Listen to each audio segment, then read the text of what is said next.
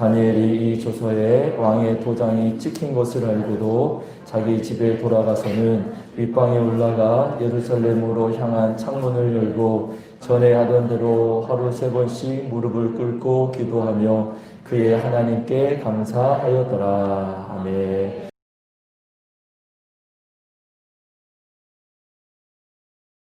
오늘 말씀 제목은 삶의 방향과 관점을 바꾸라예요. 우리 한번 따라해 봅시다. 삶의 방향과 관점을 바꾸라. 오늘 다니엘에 대한 말씀인데, 다니엘이 14살 때에 나라가 바벨론에게 멸망을 당했습니다. 멸망을 당하고 바벨론의 포로로 잡혀가게 되었는데, 이 바벨론의 그 식민 정책이 무엇이었냐면, 포로들 중에 젊고 또 유능한 사람들을 선별을 해서 그들을 잘 교육을 시켜서 자기 나라 바벨론의 인물로 세우는 그런 식민 정책을 썼어요. 그 중에 다니엘이 포함되어 있었고, 다니엘은 바벨론의 국무총리의 자리에까지 올라가게 됩니다. 그런데 이 바벨론이 계속 또 지속된 게 아니라 그 다음에 바사 왕국에게 또 멸망을 당해요. 근데 이 바사 왕국의 초대 왕이 누구냐면 다리오 왕입니다. 많이 들어보셨죠? 다리오 왕. 이 다리오가 왕이 된 다음에 쓴 정책이 있는데, 어떤 정책을 썼냐면 우리나라처럼 나라를 120개의 도로 나누는 거예요. 그리고 120개의 도로 나누고 각 도마다 도지사를 세우고 가장 위에는 3명의 총리를 세워서 나라를 다스리는 이런 정책을 썼습니다. 또 그 3명의 총리 가운데 또 누가 포함되어 있었냐면 다니엘이 또 포함되어 있는 거예요.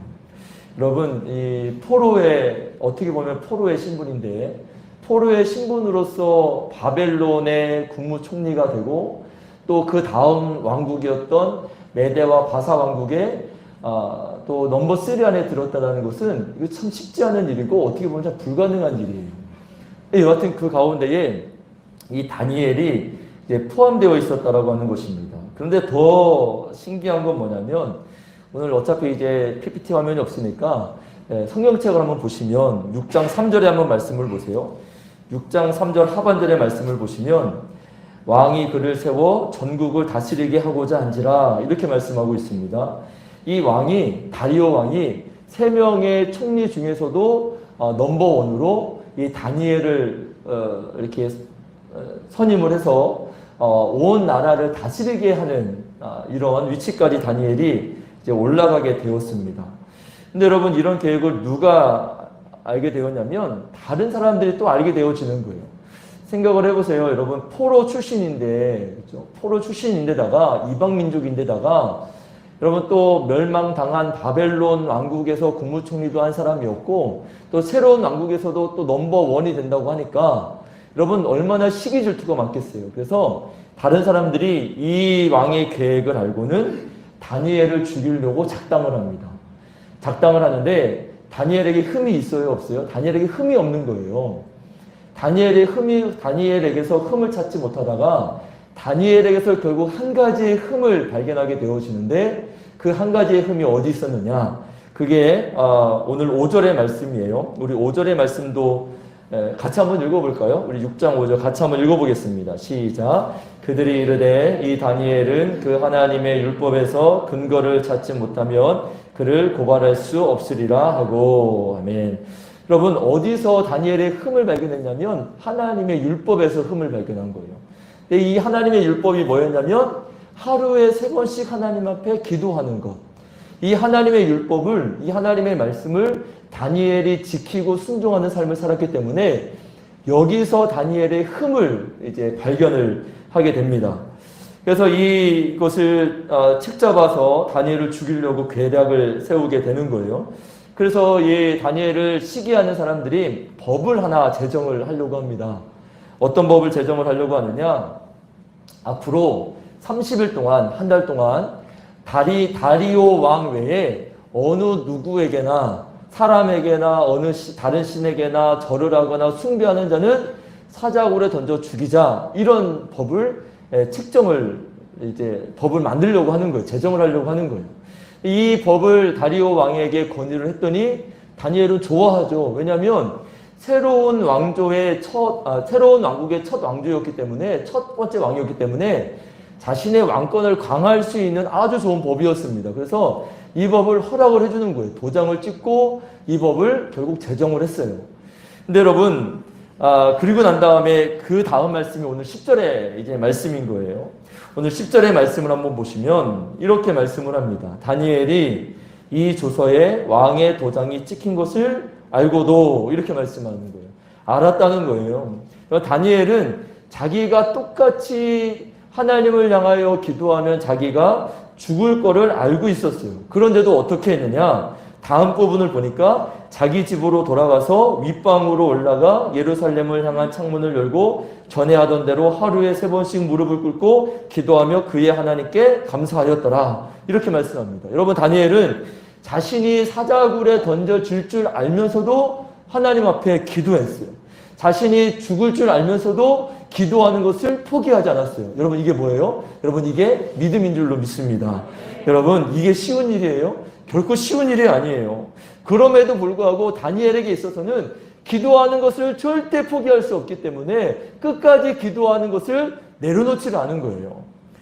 여러분, 오늘 말씀을 보면서 던지게 되는 질문이 있는데, 다니엘이 왜 예루살렘을 향해서 기도했을까? 이 부분이에요. 왜 그냥 기도하면 되지? 왜 굳이 창문을 열고 예루살렘을 향해서 기도했을까? 10절에 예루살렘을 향한 창문을 열고 이렇게 말씀을 하고 있잖아요. 이 향하다라고 하는 이 단어예요. 여러분, 다니엘이 기도할 때 왜 굳이 예루살렘을 향했을까? 이런 질문을 이제 하게 되어집니다. 이 예루살렘을 향해서 다니엘이 기도했는데, 이 예루살렘이라고 하는 날은 여러분 좀 중요한 의미가 있습니다. 유대인들에게 좀 중요한 의미가 있어요. 여러분, 이 예루살렘은 이스라엘의 수도죠. 유대 땅의 수도입니다. 근데 이 예루살렘이 우리가 생각하는 서울, 그런 의미에서 멈추는 예루살렘이 아니에요. 우리가 생각하는 우리나라의 수도, 이런 개념 이상의 중요한 의미가 이 예루살렘 안에 이제 있는 겁니다. 왜냐하면 그 예루살렘 안에 뭐가 있어요? 하나님의 성전이 있잖아요. 그렇죠? 하나님의 성전이 있기 때문에 단순히 수도가 아닌 거예요. 하나님의 성전은 어떤 곳인가 하면 하나님이 임재하는 곳이에요. 그렇죠? 하나님이 임재하는 곳입니다. 예전에 솔로몬이 하나님 앞에 기도할 때에 이렇게 기도를 해요. 하나님, 나의 아버지 다윗에게 하나님의 전에서 나타나 보여주신 하나님, 이렇게 기도하는 말씀이 있습니다. 오늘 이제 뒤에 말씀이 뜨지 않기 때문에, 여러분, 그러니까 이 솔로몬이 자기의 아버지 다윗에게 하나님이 나타나셔서 임재하신 그 하나님께 기도를 그렇게 하고 있는 거죠. 여러분, 이거를 이스라엘 백성들이 알고 있었기 때문에 이스라엘 백성들도 이 성전을 바라볼 때마다, 맞아, 이 나라의 첫 번째 왕 다윗왕, 그 위대한 다윗왕 솔로몬 왕에도 나타나셔서 임재하신 그 하나님이 그 성전에 임하셔서 우리도 성전을 향하여 기도하고 우리도 성전에 들어가서 기도하면 하나님이 나에게도 임재해 주실 것을 사모하며 기도하는 모습이, 예배드리던 모습이 이 유대인들 마음 가운데 있었다는 거예요. 여러분, 시오니즘이라고 하는 것도 뭐냐면, 이 시온산이 어디냐면 모리아산이에요. 근데 이 모리아산에 하나님의 성전이 세워진 거죠. 하나님의 성전은 모리아산 곧 시온산에 세워졌는데, 이 이스라엘 백성들이 하나님의 성전이 세워진 그 모리아산 시온산을 바라보며 하나님의 임재를 바라보는 그것들이 바로 시오니즘입니다.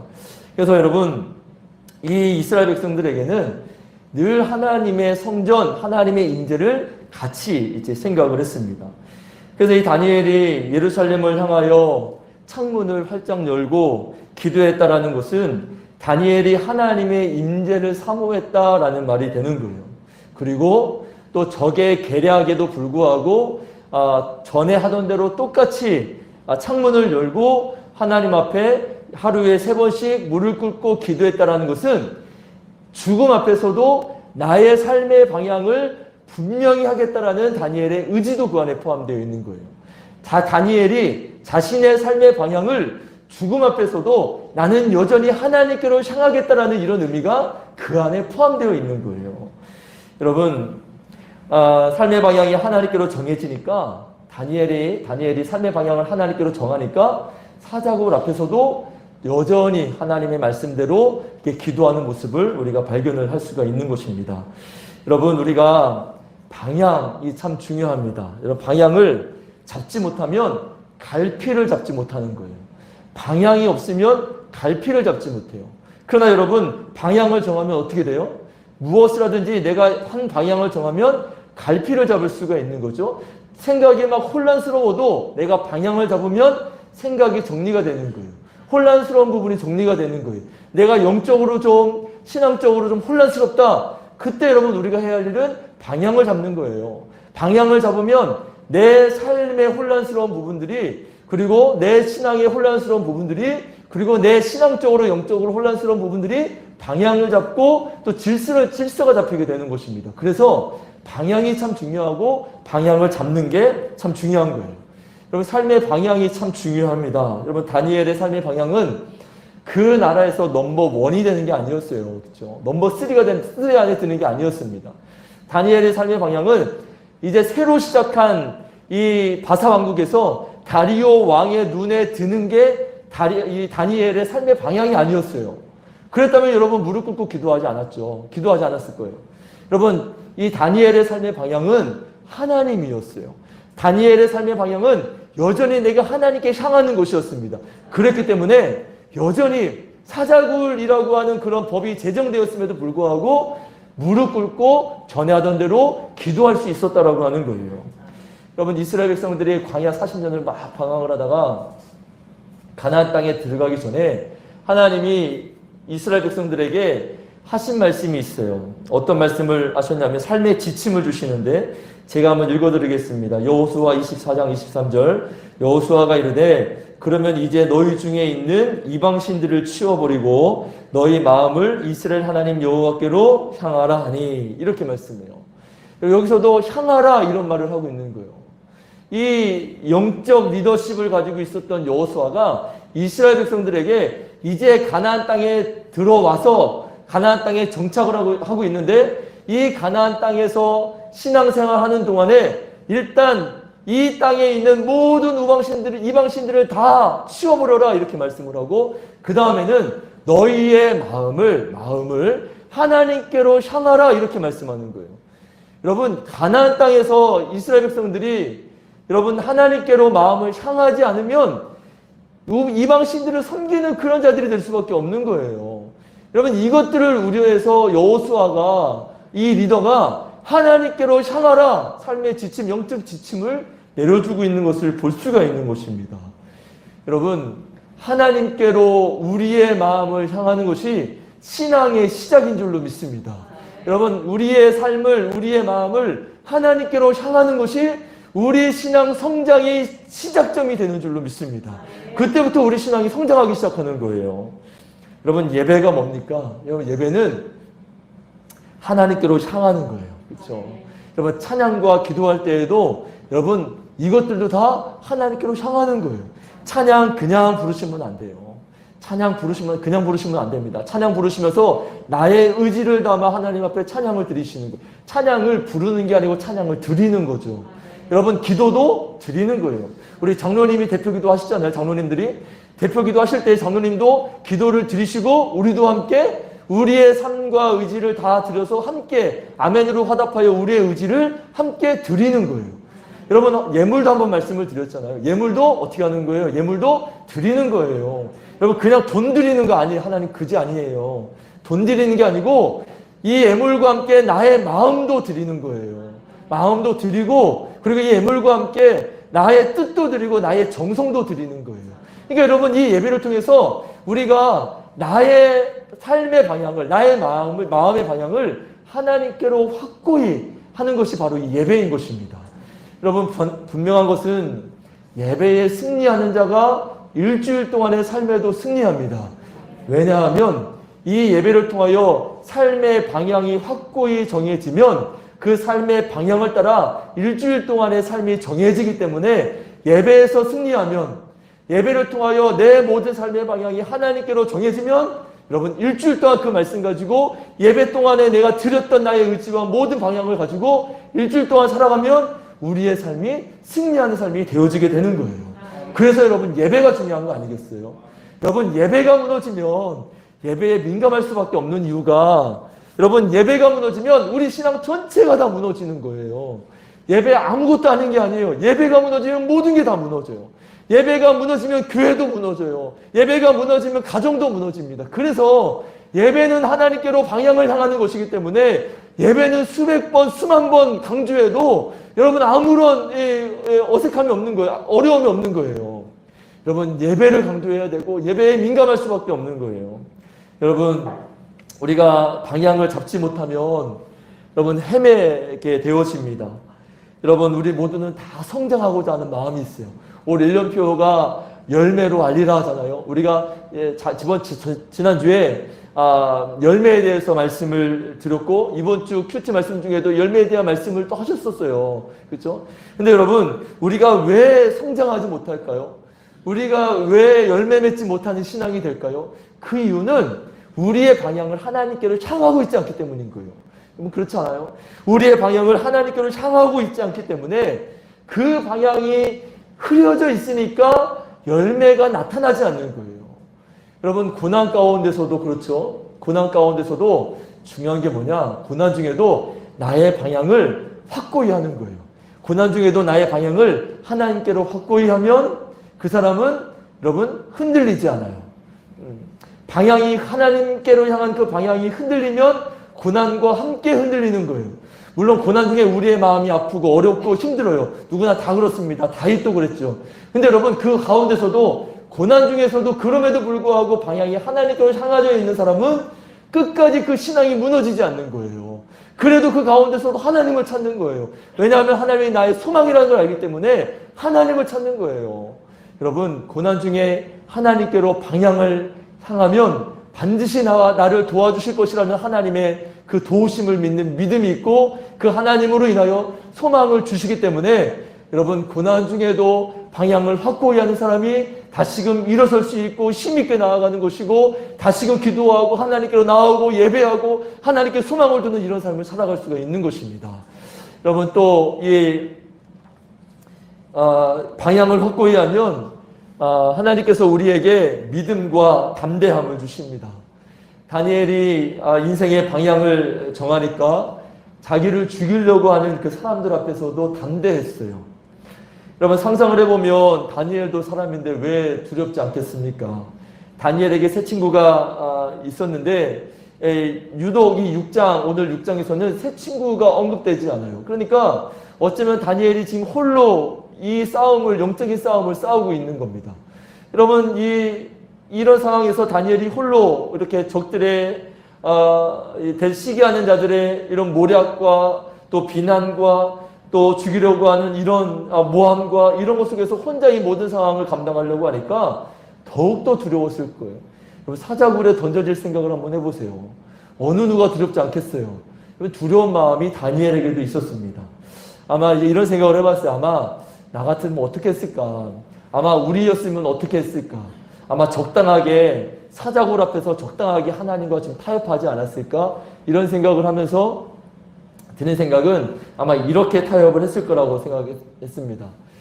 이 법령이 30일이니까 이제 이렇게 했을 것 같아요. 하나님, 딱 30일만 기도하는 거 잠깐 쉬겠습니다. 이렇게 타협을 했을 것 같고, 또 한 가지는 하나님, 내가 기도하는 거 계속하겠습니다.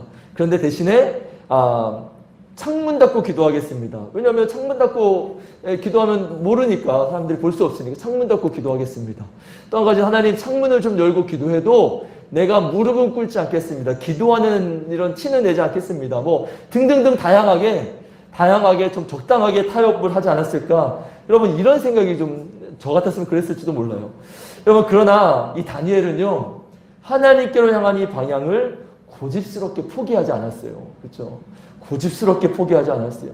성경에서 뭐라고 했냐면, 오늘 말씀에 뭐라고 했냐면 전에 하던 대로 이렇게 말씀하고 있잖아요. 똑같이 했다는 거예요. 똑같이 했다는 거예요. 여러분, 고린도후서 이제 4장의 말씀을 보면 이 사도 바울의 고백이 이제 나오는데, 자신이 사방으로 우겨쌈을 당하였다, 이렇게 말씀을 합니다. 자신이 사방으로 우겨쌈을 당하였다. 앞뒤 좌우로 다 이렇게 둘러싸여서 공격당하고 있다는 거예요. 우겨쌈을 당하고 있다는 거예요. 그런데 그 다음에 사도 바울이 뭐라고 이야기하는가 하면 분명히 현실은 사방으로 우겨쌈을 당하고 있는데 나는 우겨쌈을 당하지 아니하였다 이렇게 이야기해요. 여러분 이게 이해가 되시나요? 분명히 우겨쌈을 당했어요. 사방이 다 나를 우겨싸고 있어요. 그런데 나는 우겨쌈을 당하지 아니하였다 이렇게 말하는 거예요. 오늘 이제 주보에도 교동문이 이제 그 말씀이잖아요. 나는 답답한 일을 당하여도 나는 낙심하지 않는다. 박해를 받아도 나는 버림받지 않았다. 이렇게 고백을 하고 거꾸로 뜨림을 당했지만 나는 망하지 않았다. 이렇게 이야기하는 거예요. 사도 바울이. 여러분 사도 바울이 어떻게 이런 고백을 할 수 있었을까요? 어떻게 이런 고백을 할 수 있었느냐? 사방이 나를 다 우겨쌌어도 그래도 하나님이 나를 반드시 도와주신다라는 믿음이 있고 하나님이 나와 함께 하신다라는 믿음이 있기 때문에 나는 우겨쌈을 당하지 아니하였다 이렇게 고백하는 거예요. 여러분 좌우 앞뒤가 다 막혔으면 어디가 열려 있습니까? 위에가 열려 있잖아요. 위에 계신 하나님은 계시잖아요. 이거 위에 계신 그 하나님을 사도 바울이 본 거예요. 그러니까 모든 고난이 다 둘러싸 나를 에워싸고 있어도 그래도 사도 바울은 방향을 하나님께로 확고히 하는 믿음이 있었기 때문에 나는 우겨쌈 당하지 아니하였다 이렇게 고백할 수 있었다라고 하는 거예요. 여러분 방향이 확고했던 거예요. 여러분들에게 답답한 일이 있으십니까? 그러면 그때 하나님께로 향한 방향을 확고히 하시면 됩니다. 여러분들에게 낙심되는 일이 있으십니까? 그러면 하나님을 향한 방향을 확고히 하시면 돼요. 그러면 답답한 일을 당하여도 낙심하지 아니하게 될 거예요. 사도 바울처럼. 또 여러분 거꾸로 뜨림을 당하여도 망하지 아니하게 될 것이고 박해를 받아도 버림받지 아니할 줄로 믿습니다. 여러분 우리 안에 하나님을 향한 방향을 확고히 한다면 어떤 상황 속에서도 하나님이 주시는 담대함이 우리 안에 있고 하나님이 주시는 소망과 믿음이 우리 안에 있어서 고난 가운데서도 세상 사람들이 이해하지 못하는 평안함이 우리 안에 거하게 될 줄로 믿습니다. 여러분 그렇다면 이제 문제는 이런 거죠. 어떻게 해야 하나님께로 나의 방향을 좀 확고히 좀 할 수 있을까? 이거예요. 문제는 이거예요. 여러분들의 삶의 방향을 어떻게 정하십니까? 오늘 내가 어떻게 살아가야 할까? 그 방향을 어떻게 정하세요? 어떤 분은 이제 신방하다가 들은 얘기긴 하지만 그 화투패로 하루의 삶을 결정하시는 분이 계시대요. 아침에 화투패로 어떻게 하는지 방법은 모르겠어요. 근데 화투패로 오늘 하루의 방향을 결정한다는 거예요. 또 어떤 분은 그냥 버스를 타거나 또 여기는 지하철이 없으니까 신문에 나와 있는 오늘의 운세를 보고 오늘 나의 삶의 방향을 그거에 맡겨버리는 거예요. 오늘 내 운세는 이렇구나. 나는 오늘 이렇겠네. 내 삶의 방향을 정해버리는 거죠. 또 여러분 길을 지나가다가 클로버가 모여있는 곳이면 막 달려가죠. 왜 달려갑니까? 거기에 뭘 찾아요? 네잎클로바를 찾아요. 네잎클로바를 찾으면 그 네잎클로바가 찾으면 나에게 엄청난 행운이 올 것 같은 마음이 있어서 엄청 기뻐하죠. 그 네잎클로바 한 장으로 내 삶의 방향을 정해버리는 거예요. 요즘에는 그런 말이 있는지 모르겠지만 예전에 이제 저만 해도 어릴 때 학교 가다가 똥차를 보면 하루 종일 재수가 좋다는 이런 말이 있었잖아요. 여러분 이게 그걸로 내 하루의 삶의 방향을 정해버리는 거예요. 여러분 이게 지혜로운 거예요? 어리석은 거예요? 어리석은 거예요. 얼마나 어리석습니까? 그렇죠? 그런 걸로 내 하루의 삶의 방향을 정해버리는 이런 어리석은 이 모습이 우리에게는 있지 않아야 된다라고 하는 거예요. 여러분 다니엘은 삶의 방향을 결정할 때에 어떻게 결정했느냐? 하나님의 말씀으로 삶의 방향을 결정했어요. 여러분 이번 주에 이제 기도원에 갔다 왔는데 이제 기도원에 이렇게 앞에 강대상에 아크릴로 이렇게 되어 있어요. 근데 이제 몇 년째 그 말씀이 있는 것 같아요. 어떤 말씀이 있었는가 하면 말씀으로 디자인하고 기도로 채색하다 이런 이제 이 문구가 있습니다. 여러분 우리의 삶은 말씀으로 디자인하는 거예요. 말씀으로 우리의 삶을 디자인하고 그 다음에 말씀으로 내 삶의 방향을 정하면 그 다음에 기도로 내 삶의 순간순간마다 내 삶을 아름다운 색깔로 색칠하는 거예요. 하나님의 색깔로 색칠하는 거예요. 그렇게 내 삶을 방향을 정하고 내 삶을 아름다운 인생으로 만들어 가야 되는 것입니다. 이 다니엘이 말씀으로 삶의 방향을 결정했다라고 했는데, 다니엘이 말씀으로 하루에 3번씩 기도하는 그 삶의 방향을 결정을 한 거죠. 근데 자기의 생각을 따라서 그냥 하루에 3번씩 나는 기도해야지 이랬던 게 아니었다라는 거예요. 분명히 그가 잡고 있는 말씀이 있었습니다. 그 말씀이 뭐였냐면, 열왕기상 8장에 나와 있는 말씀인데, 솔로몬이 성전을 완공한 다음에 이제 기도하는 내용이에요. 하나님께 이렇게 기도합니다. 주께서 택하신 성읍과 내가 주의 이름을 위하여 건축한 성전 있는 쪽을 향하여 주께 기도하거든. 그러니까 이런 거예요. 내가 성전을 향하여 주님께 기도하거든. 주는 계신 곳 하늘에서 그들의 기도와 간구를 들으시고 그들의 일을 돌아보시오며, 이렇게 기도합니다. 하나님, 내가 이 성전을 향하여 기도하면 하나님께서 나의 기도를 들어주시고 내 삶을 돌봐주옵소서, 이렇게 기도한 솔로몬의 기도를, 이 말씀을 다니엘이 알고 있었고, 이 바벨론 포로 기간 동안에, 또 바사왕국의 포로 기간 동안에 이 다니엘이 이 말씀을 붙잡고 있었다는 거예요. 내내 나라가 멸망하는 그 순간부터 이 다니엘은 이 말씀 붙잡고 하루에 3번씩 성전을 향하여 기도했다라는 거예요. 여러분, 수많은, 물론 이제 고위관직에 올라가 있었지만, 그래도 여러분 그 자리가 쉬운 자리는 아니잖아요. 그 자리에 있었고, 더군다나 포로, 여하튼 이방 민족이었고, 또 포로의 신분이니까, 여러분 온갖 비난과 시기와 여러 가지 적대하는 세력들이 많았을 텐데, 그러나 그때마다 다니엘을 붙잡아준 말씀이 있었다는 거예요.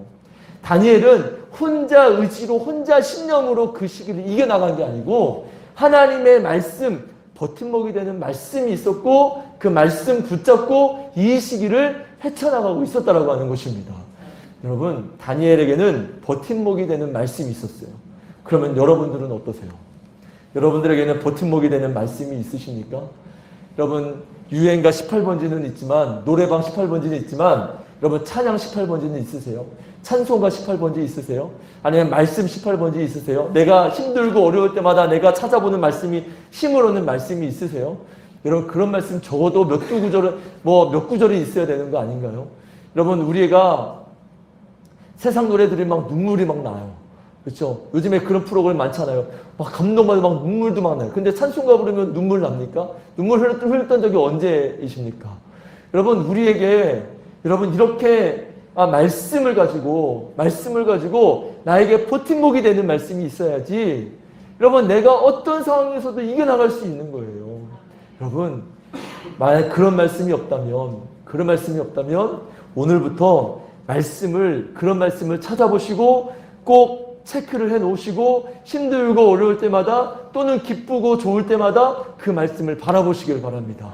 그 말씀을 찾아보시고 그 말씀에 의지하여 여러분들의 삶이 하나님께로 향한 그 방향이 흐려지지 않게 되기를 주님의 이름으로 축원합니다.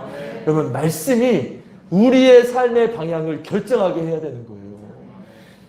여러분, 기도원에 가서 이제 목사님이 말씀하신 참 건강한 기도원이고 건강한 목사님이세요.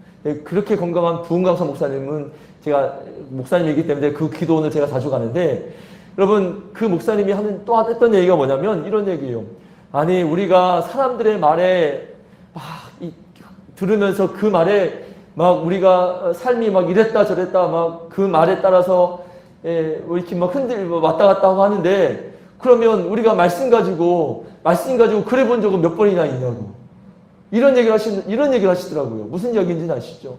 보통 우리가 사람 말을 듣고 우리가 이렇게 했다가 또 어떤 유명한 말을 듣고 감동받아서 이렇게 했다가 삶의 자유명으로 삼았다가 이렇게 했으면서, 정작 하나님의 말씀을 들으면서 그 말씀 가지고 언제 그렇게 해본 적은 몇 번이나 있냐고. 이런 얘기를 하시더라고요. 여러분, 다른 거 사람의 말, 어느 유명한 사람의 말, 그 유명한 사람도 사람이에요. 유명한 사람의 말, 그런 말보다도 절대 변하지 않는 하나님의 말씀을 내 삶의 좌우명으로 삼을 수 있어야지. 여러분, 그 말씀을 가지고 내 삶의 방향을 결정할 수 있어야지 내 삶이 바르게 곧바로 나아가는 삶이 될 수 있지 않겠습니까? 여러분, 우리에게는 늘 나에게 버팀목이 되어주는 말씀이 있어야 합니다. 여러분, 말씀으로 내 삶을 디자인해야 되는 거예요. 말씀으로 내 삶의 윤곽을 잡아야 하고 말씀으로 내 삶의 모든 부분들을 다 잡아나가야 한다라고 하는 것입니다.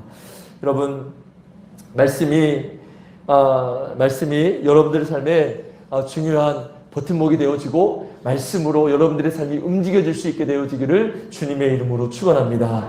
한 가지 더 볼 것은 다니엘이 하루에 3번씩 기도했잖아요. 기도했는데 그 기도가 어떤 기도였느냐? 오늘 10절의 말씀을 다시 한 번 더 보시면 여러분 10절 끝부분에 하루에 3번씩 무릎을 꿇고 기도하며 그의 하나님께 어떻게 했대요? 감사하였더라. 감사하였더라.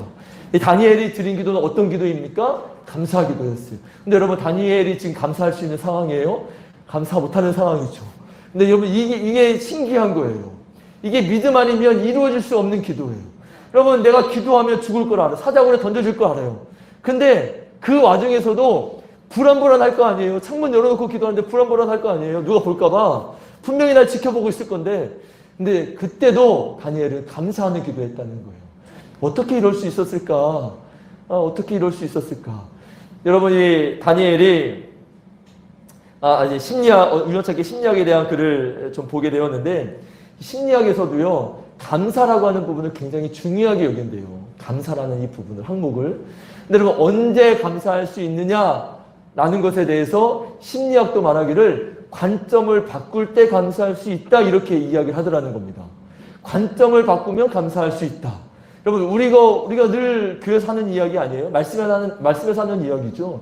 여러분, 마찬가지예요. 우리가 똑같은 상황에 있는데 관점에 따라 어떤 사람은 굉장히 죽을 것 같이 이야기하고, 똑같은 상황인데 어떤 사람은 감사하게 말하는 사람이 있어요. 그래서 여러분, 하는 이야기가 뭐냐면, 여러분, 팩트도 중요한데 그 팩트를 해석하는 능력이 훨씬 더 중요하다는 거예요.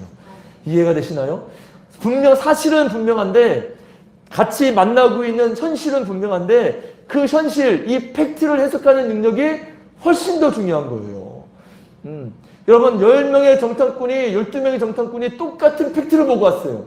해석하는 능력이 달랐어요. 해석하는 관점이 달랐어요. 그러니 어떤 사람은 들어가고 어떤 사람은 못 들어간 거예요. 우리는 지금 어떠한 관점으로 이 현실을 바라보고 있나요? 우리에게 관점이 하나님의 관점이 아니기에 어쩌면 우리가 더 죽을 것 같이 이야기하는 모습은 있지 않는가? 다 똑같이 힘들고 다 똑같이 죽을 것 같고 다 똑같이 어렵다라고 이야기하고 있지만, 여러분, 어떤 사람은 이 와중에서도 그래도 감사하다라고 말하는 사람이 있어요.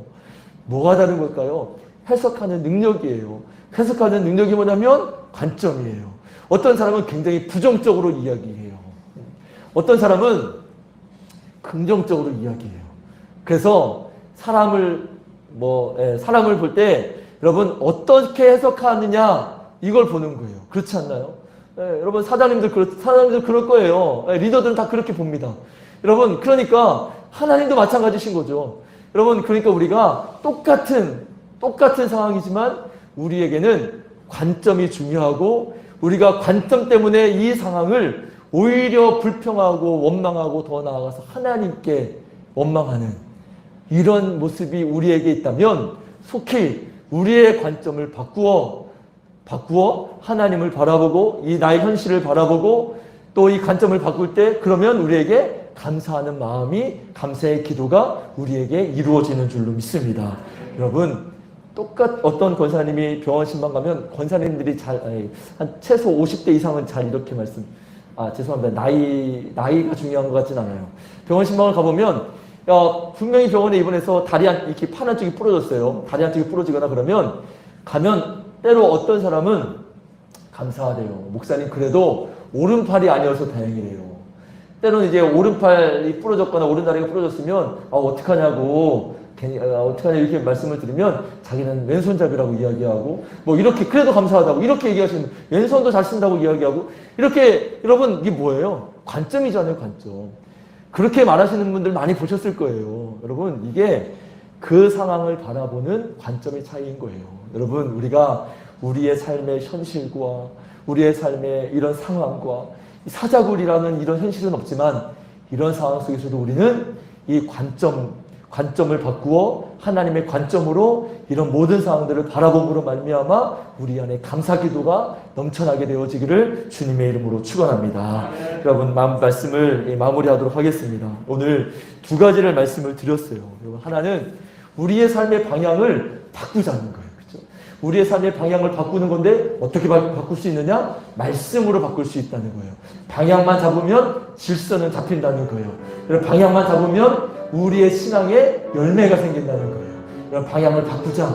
또 한 가지 뭐냐면 삶의 관점을 바꾸자는 거예요. 하나님 지금 나의 관점, 내 이 현실을 바라보는 나의 삶의 관점은 지금 이런데 그러나 이 삶의 관점을 좀 바꾸어서 내 안에 감사가 있게 하여 주옵소서.